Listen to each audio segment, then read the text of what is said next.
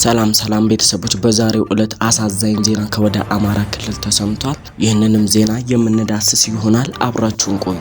በአረርቲ ከተማ አረርቲ ማርያም ቤተክርስቲያን ዓመታዊ የቅድስት ድንግል ማርያም ክብረ በዓል ላይ እየተሰራ ያለው ቤተክርስቲያን እየተጎበኘ ባለበት ሰዓት ለፊኒሽንግ ስራ የተረበረበው እንጨት ተደርምሶ በርካታ ምዕመናን ላይ የሞትና የአካል ጉዳት ማድረሱንም ተሰማ። እስካሁን ትክክለኛ የሟቾችና የተጎጂዎች ቁጥር አልታወቀም። አሁንም ሰዎችን ከተናደው ርብራብ የማውጣት ስራ እየተሰራ ነው።